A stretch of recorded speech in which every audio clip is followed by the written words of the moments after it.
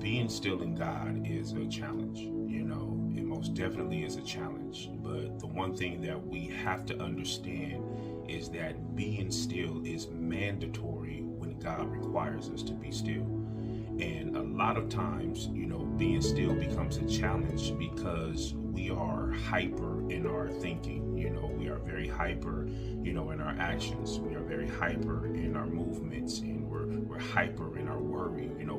We're just hyperactive individuals because we want to gain control, and we want to take control, and we want to know the answers, and we want to understand everything, so it causes us to be antsy, when in other words, it causes us to be anxious, when God is telling us to be still. You see, when God says that he's fighting for us, he's fighting for us in every situation of our life. He's fighting for your purpose. He's fighting for, your integrity. He's fighting for, your mission, your ministry. He's fighting for, your family. He's fighting for, just you in general, just as a person. But when God says that he is fighting for you, we have to trust and we have to believe that God is fighting for us to clear the way. He's fighting for us, to make sure that the plans that he has for us, they line up with what he has, to line up with what we need, and to line up with, where we're going in the direction that he's moving us in. It's such a full-on trust with God, when you walk with him.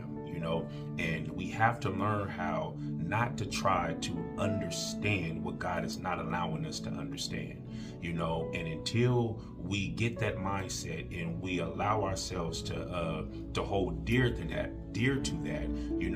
our life is going to be in shambles, because we are individuals that constantly want to know the next move. We constantly want to know, the next choice and the next decision, and, and the next miracle, and God, this and that, we constantly want to know that information, but it's not God's timing for us to understand what he's doing at this moment. It's up to us to be still and to trust God.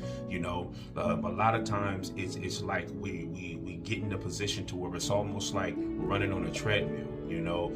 We are consistently running in place, and we're just running in place, and no matter how many times you press the button, whether it's increasing the speed, it doesn't matter what the end results is, or that say, oh man, you ran 3 miles today, 4 miles today. None of that matters. You're still running in the same position, that you started in.